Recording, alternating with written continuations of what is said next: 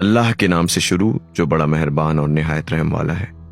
امام علی کا خطبہ نمبر 160۔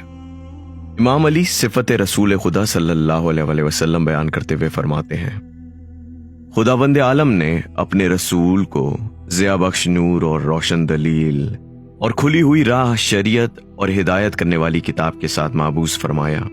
ان کا قبیلہ بہترین قبیلہ اور ان کا شجرہ بہترین شجرہ ہے، جس کی شاخیں سیدھی اور پھل جھکے ہوئے ہیں۔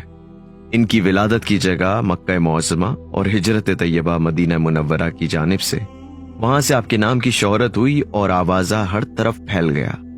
خدا نے آپ کو مکمل دلیل اور شفا دینے والے، نصیحت اور جہالتوں کی تلافی کرنے والا پیغام دے کر بھیجا۔ ان کے ذریعے دین کی نامعلوم راہوں کو ظاہر کر دیا اور جو بدعتیں داخل تھیں ان کا کلا کما کر دیا، اور قرآن و حدیث میں بیان کیے ہوئے احکام واضح کر دیے۔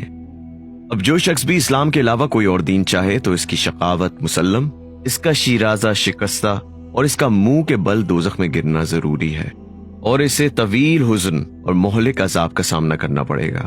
اور میں اللہ پر ایسا مخلصانہ بھروسہ رکھتا ہوں اور ایسے راستے کی ہدایت چاہتا ہوں جو جنت تک پہنچا دے، جو اس کی رضامندی کی منزل ہے۔ اللہ کے بندو، میں تمہیں خدا سے ڈرنے اور اس کی اطاعت گزاری کی وصیت کرتا ہوں، کیونکہ یہ تقویٰ کل نجات کا ذریعہ اور اس کی دائمی قرارگاہ ہوگا۔ انہوں نے عذاب سے ڈرایا اور خبردار کر دیا، اور جنت کی طرف خوب رغبت دلائی۔ دنیا اور اس کی فنا، زوال و انتقال کی کیفیت بیان کر دی۔ اس دنیا میں جو چیزیں تمہیں اچھی معلوم ہوتی ہیں ان سے منہ پھیر لو، اس لیے کہ ایسی چیزیں بہت کم ہیں جو تمہارا ساتھ دیں۔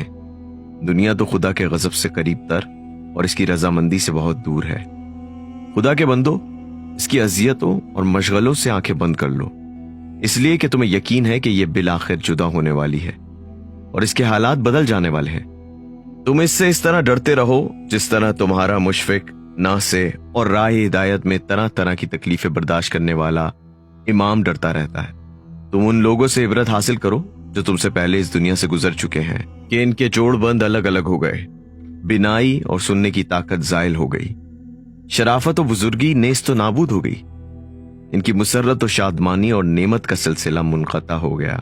بال بچوں کے قرب کے بجائے علیحدگی اور بیویوں کے ساتھ کے بجائے ان سے جدائی ہو گئی۔ اب نہ وہ فخر کرتے ہیں، نہ ان کی اولاد ہوتی ہے، نہ ایک دوسرے سے ملاقات کرتے ہیں، نہ ایک دوسرے کا ہمسایہ بن کر رہتے ہیں۔